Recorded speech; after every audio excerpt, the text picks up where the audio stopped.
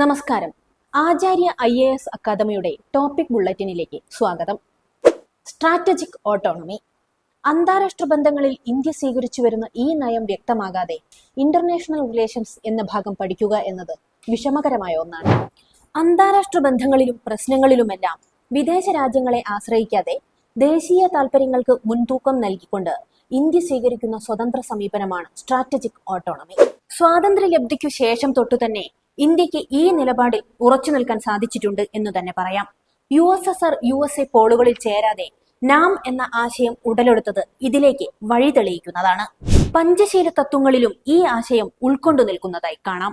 ഇന്ത്യയുടെ ഫോറിൻ പോളിസിയിൽ independence of foreign policy എന്ന് എടുത്തു പറയുന്നത് സ്ട്രാറ്റജിക് ഓട്ടോണമിയിലേക്കുള്ള ചൂണ്ടുപലക തന്നെയാണ്. 1962 ഇന്ത്യ ചൈന യുദ്ധത്തിനു ശേഷം ഇന്ത്യ US പ്രതിരോധ മേഖലയിൽ സഹകരിക്കുന്നുണ്ട്. ബംഗ്ലാദേശ് രൂപീകരണത്തിനു ശേഷം ഇന്ത്യ USSR സഹകരിക്കുന്നതും കാണാം. 1974 പൊക്രാൻ 1 അണുപരീക്ഷണം നടത്തിയതിന് USA ഇന്ത്യക്കെതിരെ സാങ്ഷൻ ഏർപ്പെടുത്തിയിരുന്നു. തുടർന്നും 1998 പൊക്രാൻ 2 അണുപരീക്ഷണത്തിലൂടെ സ്വതന്ത്രമായ നിലപാട് അറിയിക്കുക കൂടിയായിരുന്നു ഇന്ത്യ. 1991 ശേഷം വിവിധ അന്താരാഷ്ട്ര സംഘടനകളിൽ സ്ഥാനമുറപ്പിച്ചുകൊണ്ട് ഇന്ത്യ മൾട്ടി പോളാർ അപ്രോച്ചിലേക്ക് മാറി.